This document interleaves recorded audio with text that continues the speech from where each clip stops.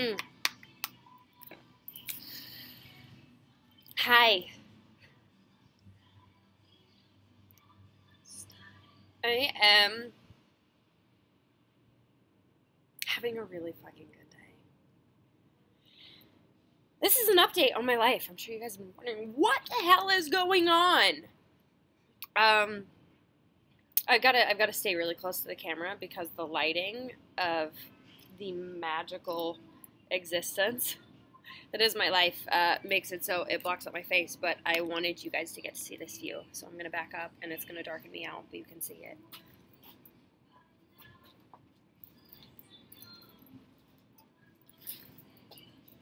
I'm in Miami, and I'm not in Miami permanently, but this thing, this traveling, this living out of my suitcase, going places like this, I spent about 4 months going back and forth between the Pacific Northwest and home in Idaho Falls, Idaho, figuring everything out after I made the breaking point in my life that got me to here, got me to like my authentic self. And I'm still learning who she is. But it's become really easy, and it was really hard for a really long time, and it was a big struggle for a long time. And I did my blog post that said why I called off my wedding, and it talked about the difference between like whispers and rocks and walls and a house crashing down. And that's what this video is about like how to catch in and listen to those little things so that you never have to get to the house crashing down point that I did. I didn't have to get there. I'm really grateful that I did because it brought me all the way here, and it was a tragically beautiful transition into this myself, and a really strong learning experience, and an experience that I have the opportunity to share and to write and to record, and it gives me a lot of fuel for my creative energy. I'm going to write a book this year.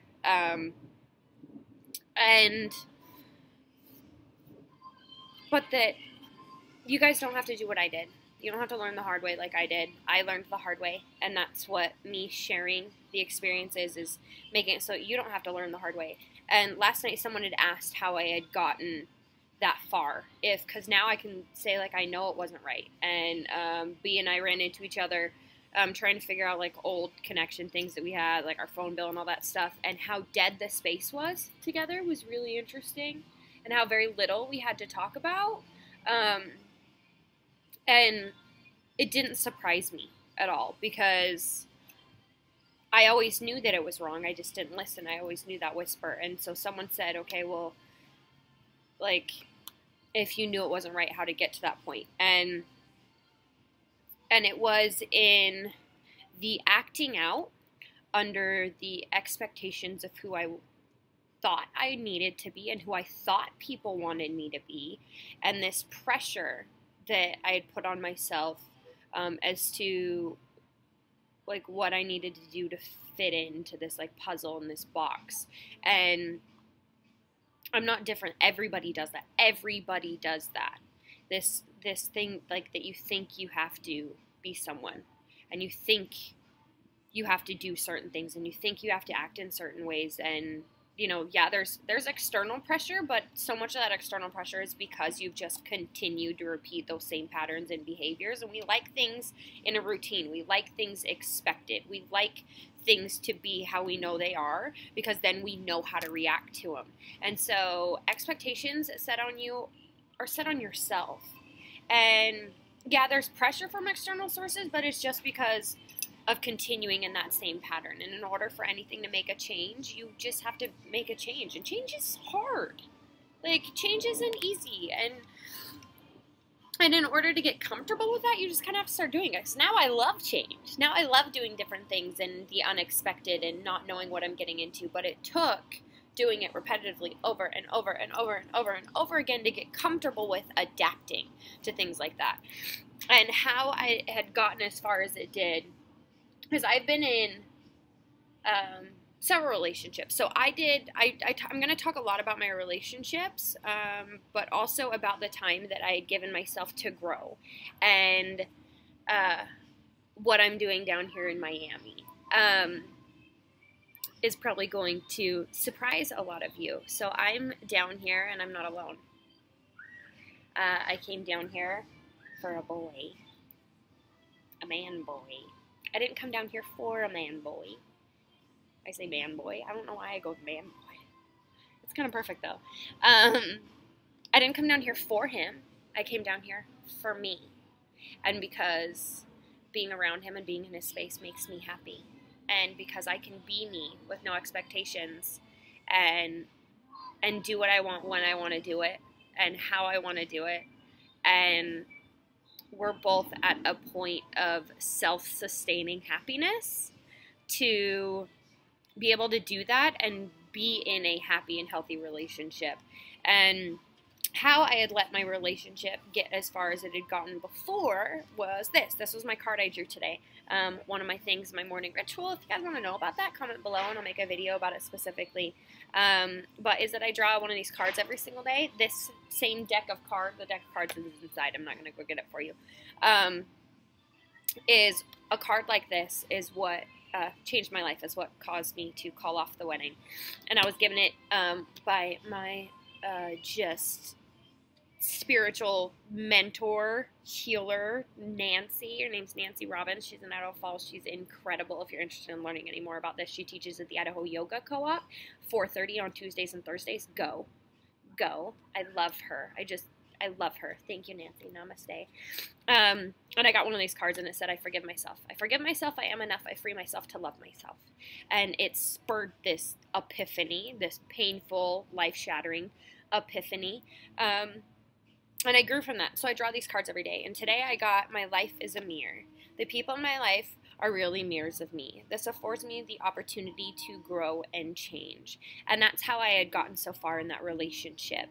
To get to the point where I was that situations are mirrors. So if you're in situations, and all of my relationships had been mirrors. I did a lot of time alone. I was pretty off and on, like strongly alone and single for 3 years.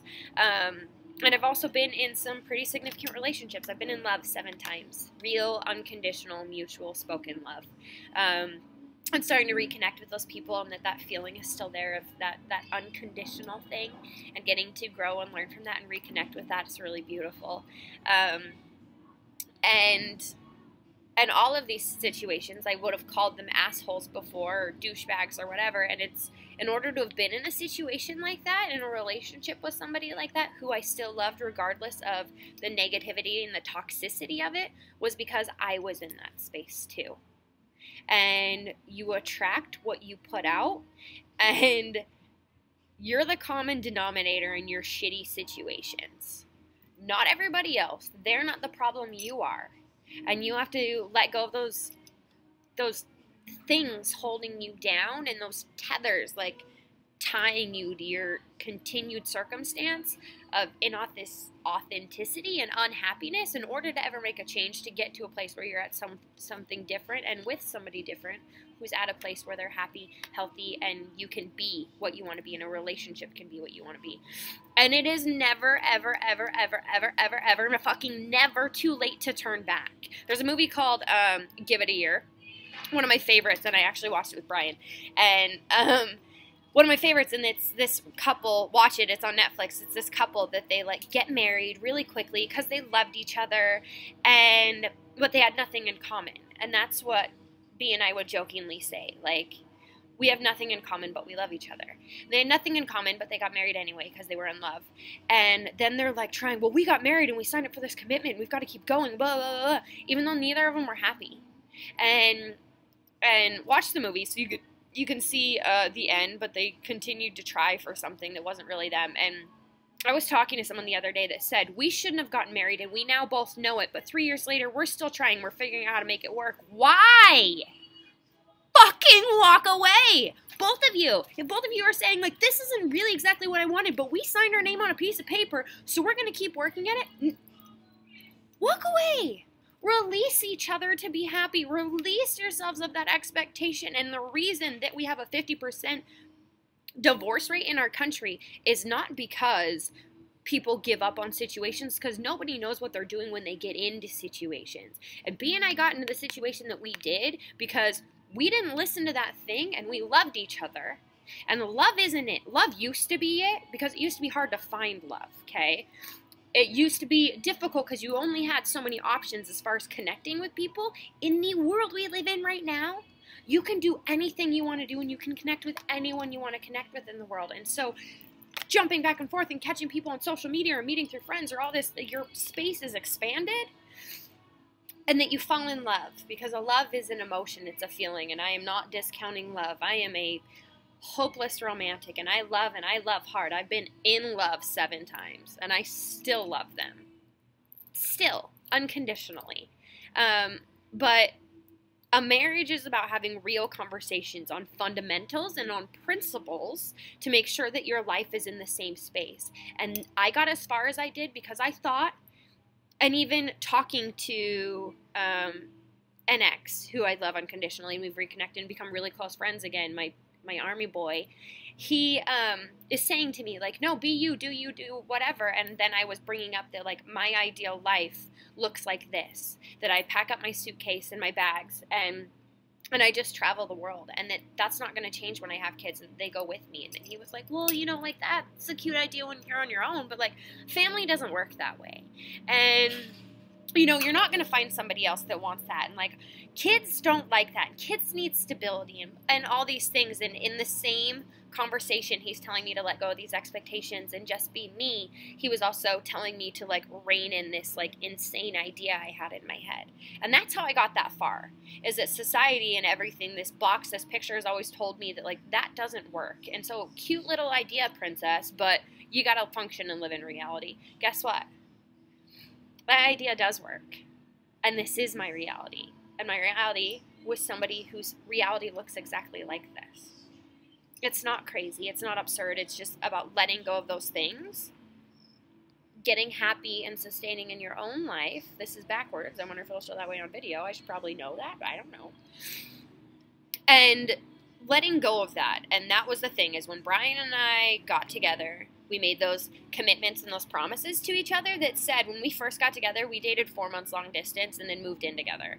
And when we first got together, and all these other relationships too, Army Boy, we were in a relationship, and because we loved each other and we were best friends before we dated, and we talked about that we had talked about, like, marriage and talked about moving in together, and we continued on this same pathway over and over and over, even though we knew it wasn't good, because we had already said that and committed that to each other, and because we loved each other. And even though we knew it wasn't working, we loved each other, so we kept trying to push through it. And we've talked through that a lot. Like, well, do you think it ever would have worked? No, because our ideas of our happy are totally fucking different. And if your ideas of happy are totally fucking different, it doesn't matter if you're all the way in or if you have kids or if you whatever, fucking walk away. Let go of those expectations on yourself that you have to continue in something that makes you unhappy. Because if you're not happy, they're not happy either. Okay? And life's not perfect. My life's not perfect. This morning, I cried.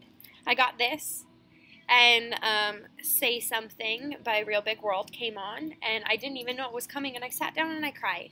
And because it says, the lyrics said, I don't remember, but the very beginning lyrics, and it brought up these feelings because I still love him, and I'm not done processing it, and I'm not done processing all the other relationships either. My number 7, I love them. And I'm still processing all that because I never dealt with any of it. I just walked away and didn't know why it didn't work. Why it didn't work is because I hadn't fixed me. Okay? So I'm in Miami.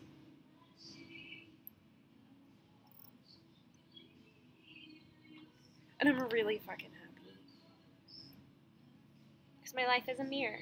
And the people in my life are really mirrors of me. And this is an opportunity where I can grow and change. And I grew and I changed to find me and to be really happy. And I let go of those things that were holding me back, no matter how much it hurt or no matter how hard it got.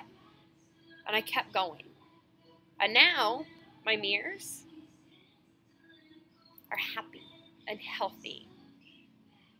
And exactly what my crazy picture in my head that didn't fit in wanted it to be. Where I live out of a suitcase, and this isn't home forever. This is actually only home for a couple more weeks, but it's home. Because home isn't a place. Home is a feeling. And I'm at home in my body, and I'm at home in myself, and I'm at home in my head because I did that work. And home's always going to be a place for you until you figure out the rest of it, okay? So I'm Shante. You can find me on theconfessional.com or Facebook. My alarm's going off, which means that I need to pack up my computer, and I'm going to go walk down the beach and find a coffee shop and sit down and write and answer messages. So find me on Facebook, and you can send me a message if you have any questions or anything you want to hear about my crazy little adventure. And free yourself to be you. Don't be afraid to get lost, and don't be afraid to find yourself. And getting lost, for a while I was lost by myself, but now I'm getting lost in love. And I have no expectations as to what that looks like, and I'm not letting any of the expectations that anybody has on me hold me back from that or tether me down, because I'm happy, and I'm healthy, and I'm going to keep finding me. Namaste.